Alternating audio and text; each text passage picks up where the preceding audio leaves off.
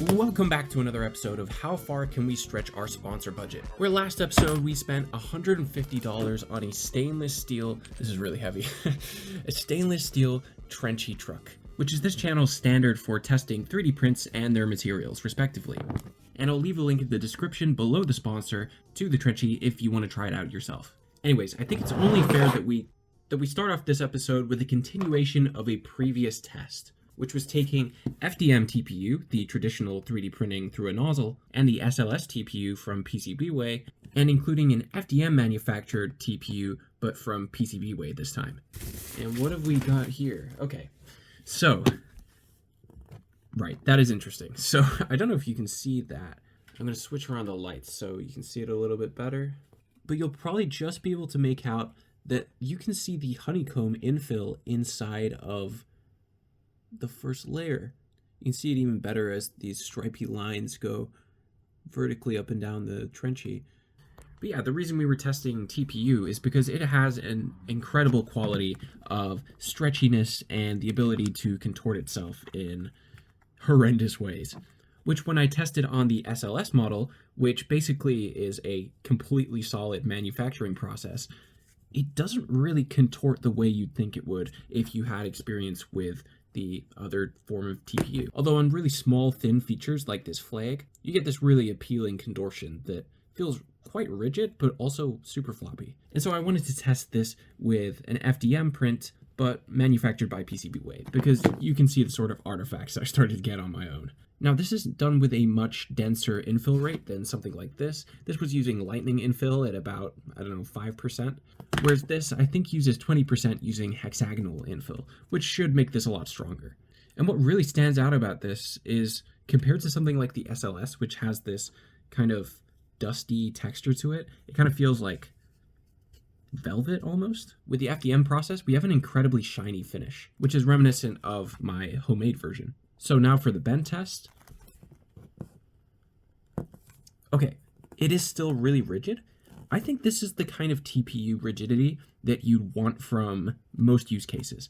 Of course, I'm using this as kind of a flexi toy, which is kind of fun to play with and contort, but this isn't really its main purpose. With TPU, you want something that has a little bit of give, that you can maybe pop into a socket or perhaps have some compression or feedback. You probably want some kind of stability that keeps it all in good shape. And that's kind of what you get with this version of FDM TPU. You can see it doesn't bend too much, and trust me, I'm giving this quite a good bit of force, but it is still charmingly squishy. And in terms of wheel rotation, this is probably the best of the three. It's not incredible, but it is certainly grippy, and it does consistently spin. Whereas the previous just kind of felt like concrete on sandpaper. And even my original FDM version still has a couple skips and catches while the wheels are turning. So when it comes to PCBWay's FDM version, I rate this quite highly. So if you want something amateurish and really squishy, I would go with the at-home version. But if you want something a little more industrial grade, I think you could trust these guys. Now, I can imagine for something like shoe insoles or something that has a long, thin body to it, something like SLS would be great to have that inner solid infill. But for most use cases, I imagine this would be the winner. Now for this next one, we have a little bit of an unconventional appearance. Now I can explain this because there is a good reason why this trenchy is in a bunch of different parts. And that's because they warned me this was probably not printable all in one go. And that's because of the type of material and the process that this goes through. Now this is resin, but the use case for this resin is for dental models. Like when you're making a diorama of some teeth or something. And although this clearly doesn't really pass the will it trenchy test, I was willing to give this a shot. And there is something particularly special about this model. And while I explain it, I'll show you the wheels and such, because the only way I was going to get this to print, and they warned me about this, was to print it in separate parts. Now the incredible feature of this is that this is probably the most dimensionally accurate trenchy, despite the disassembly, that I've ever come across. And you can just see, if I bring this close, there is so few blemishes. In fact, I don't know of any blemishes that are in this. It passes the bridging test that something like the TPU doesn't. You can see there's kind of this issue up here. If I turn the light on, you might be able to see this kind of tearing up at the top here. that's associated with stuff like FDM. You can see the stringy bridging that goes on over here, which of course is not present in this resin model. Let me turn the light off. Maybe there's some kind of structure or finishing pass on this, but it doesn't obstruct the model, so I don't really care. But what really sold me on this material was when I took a look at the bottom, and look how clean that is. I just haven't seen a trenchy that clean before. And if we look at one of our previous models, we can see it is dimensionally accurate, but because it has a coating on it, it has this sort of bubbly, I don't know, roundness to things, but I just haven't seen an accuracy that's this apparent. Because this is made out of polygons, there is a finite resolution to curves like this. You can actually see all of the stepping of the polygon faces. Yeah, it might be a little faint. I don't know if YouTube will be able to pick this up, but there's kind of this banding across here, and it's just because this is so high resolution that is picking that up. That's not an imperfection of the print process. That's just how the model is. And I think the hubcap is also a nice indicator of how precise these are. But of course, a true precision test can only be conducted with the flag hole. And there we go, it sticks in. And just look how smooth that is. Now I do wish that I could conduct a wheel spinach test on something like this, but unfortunately that is impossible with this particular setup. But I still thought I would give the material a try because that's just interesting. Like dental resin? You're kidding me. And while we're on the topic of dimensional accuracy, I thought I would show you something because, and by the way, this was not PCBWay asking me to show. I just thought this was an interesting side quest. When you buy things from the checkout, you get like these extra, I don't know, like customer points called beans. And you can spend these beans on just strange stuff on their store that aren't necessarily 3D prints. And one of those things was this handy little bag and this ruler, which I thought was adorable. And I wish I had one of these. I was buying ball bearings the other day, and I was trying to measure like how big 2.5 millimeters was as like a circular diameter. And oh, there's a name tag. Okay, well, there we go. But it also has all of the, I'm noticing now, it has all the dimensions of different PCB board pieces. Isn't that cool? Oh, and of course we have metric on this side. That's fantastic. Wow. Okay. Wait! There was something else in the box. I forgot. I ordered, I think there was like a flanged ball bearing thingy. Oh my good lord. Okay, so using my beans, I bought this, okay, I bought what I thought was a ball bearing, maybe a centimeter in size, so like this big. I'm realizing why it cost $3. I mean, it did cost me $3. I used my beans, but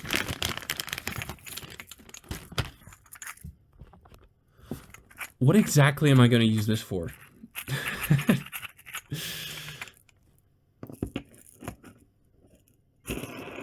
Yeah, I'm really not sure, but yeah, I'm really not sure other than a spinning top. But let me know if there's any project ideas you have in mind that I could use this for. Yeah, I really don't know. Okay, product placement out of the way. Now this next entry is another expansion on a previous material. That one being nylon. So I've had to redub this part because after my review, one of the issues I was having with this model was solved. So on the left we have nylon from the previous installment, printed with SLS laser sintering. And on the right, we have nylon SLS, but with a 35% mix of glass fiber. And on the surface, what this does is make things much darker. But the point of using the mix of glass fiber and nylon is to increase the strength and heat resistance of the part. There's also a noticeable weight difference between the two. The original all nylon feels like it weighs about as much as a Snickers bar, and the glass fiber infusion feels like your friend ate 2/3 of a Snickers bar and then added the remaining third to your Snickers bar. Now, a big thing that changed between originally filming the review and after was that this front wheel was originally not able to spin, as in it was stuck in place, which I then mentioned was the first time this has ever happened with a PCBWay print. But then after recording, I just smacked it off the ground and it came loose. It did leave behind this dusty residue after, but I just washed it off my hands. But it does now turn as good as the original nylon, albeit a turn that feels like bones under a grindstone. I will say, it seems like something that's more useful than interesting, but if you need an upgrade from regular nylon, you have the option there for you. So just like the dental trenchy, and yes, that's what I'm calling this, PCBWay did warn me about this next material. They said that they can't print it in the conventional way. They're gonna have to get rid of some parts. And so I said, yeah, chop out the wheels, get rid of the flag. And so they left me with this. But I really wanted to try out this material because it's called UTR Resin Flex. That's right, flexible resin. And I haven't done any tests on this. I don't know what kind of flexible this is. I'm pretty sure this is designed for like flexible matrices, and I think it's for that kind of application. But it's got this very milky look to it. Now, to the touch, this feels a little bit rubbery, but I wouldn't suspect this would particularly bend very well. But I'm gonna try it anyway. So here we go. And, ooh, oh, hold on. Is that gonna break? Do you see how that's an egg shape now? Hold on, I think I might have to manually bend this back into place. I have a fear of this breaking. So when I squeeze the top, it kind of feels like a rubber hammer where you can feel there's some spring and some tension in the surface, but it's not going anywhere because this is resin. It's completely solid all the way through. But what if I apply pressure with my thumbs just to the bottom here? Okay, you can see it does deform.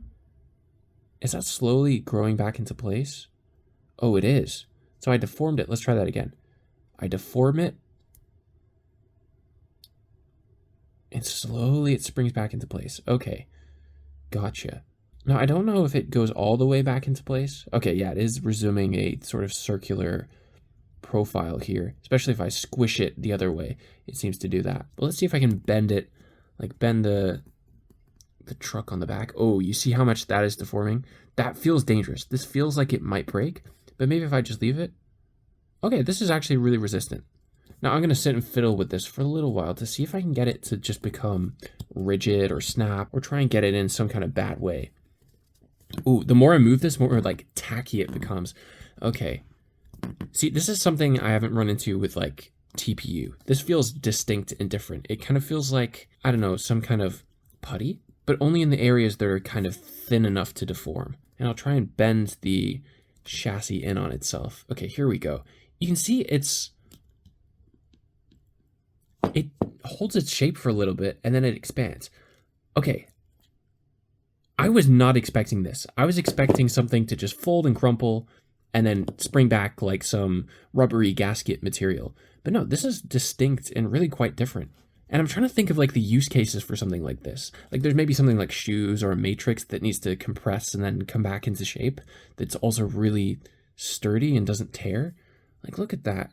And if we just wait for a while, that should come back if I leave it. Yeah, you see it's almost back into normal shape. And if I just give it a little tease here and there, you wouldn't know that I was bending this just a minute ago. Now, if this did have wheels, I imagine this would not spin particularly well. Again, it does have this like, I don't know how to describe this, like a sort of milky, rubbery texture, but it doesn't feel like that velvety SLS finish. And with something like the TPU from earlier on, this feels kind of shiny and glossy, whereas this feels ever so slightly sandy. Oh, and I didn't even check for the accuracy of this. This is really nice. I'm getting a little bit more confident with just twisting this around and deforming it because this is becoming quite fun. It's kind of like if rubber was memory foam and it just springs back. Like notice here, if I contort this, it just immediately takes shape again. Whereas this has a little bit of dampening to that speed. It just holds. As much as I'd love to see this with wheels, I think this actually benefits us, the fact that it doesn't have wheels, because we're getting so much compression out of this. Whereas if these had solid wheels in the way, I don't think we'd be able to contort this way, and we wouldn't find out how compressible this material is. So I'll take it. Now, last on my list from the PCBWay haul is, I don't want to say it's an update from the transparent the transparent resin trenchy, but we have a similar kind of model, and that is the translucent trenchy, which I adore. I will say it doesn't have the wheel spin test I would want for something like this. Actually, hold on, it's kicking in. Let me get some WD-40. Let's see what happens. Oh, wait. Okay, two things are happening. Let me explain. Okay, one thing that's happening is this is getting lubed up. But you're about to notice in a second another thing is happening. So if you remember from last episode, I pointed out that stuff like resin, when it's transparent, you need to apply a clear coating to sort of smooth out the diffuse, scratchy, rough material that appears on something like this. And you may be able to see that this is becoming kind of transparent. So if I put this next to the PCBWay logo, you can barely, just on the edge, you can maybe see through it there, but this is not see-through. It absorbs a lot of light, but you're not getting a lot of see-throughness. Whereas if I add some kind of coating to this, and this is not the appropriate coating, but you can now see through it. Let me get it on the other side. And this is just a cool thing. Look at that. Now, I don't think that this is a substitute. Maybe if I got like a clear lacquer, I could get, you know, somewhere between this and this. But it's so cool to see that this is like a kind of substitute for, you know, going all out and getting the transparent trenchy. Now, let me fill up the logo with this. I'm going to compare the two here. Now, this one certainly feels like a sort of frosted glass alternative, whereas this one is just completely see-through, and I love them both. I will say this is definitely the clear winner, but this does give its own distinct kind of look, almost like it's the ice cube version of the trenchy. And if you wanted something to show on screen that was physically comprehensible, because if I just showed this to somebody at some ornate angle, maybe it's not so obvious what this is, because there's just so much artifacts from all the light refraction that's going on. And there's a lot of distortion too. But with something like this, it's got so much mist and gloss on it, even with the coating I've just added, that you can really tell what shape it is from any point of view. And you can see it's so much more clear, just the silhouette of the trenchy. Oh, and don't forget the flag. Like, look at that. That's completely see-through. And I expected, like, marginally similar results, but it's cool how far you can get with just adding a coating to something like translucent resin, which is what this is marked as, and this is resin with a transparent clear coat applied, or transparent resin with a clear coat applied. Fascinating. Anyways, that's all I've got for you today. I think my favorite of the bunch might be this translucent one. I know that might be the bias of recent exposure, but the runner-up might just be this one right here, this flexible material. Even though I don't think it's a good trenchy candidate, it is just fun to play with. Like, this material is really nice.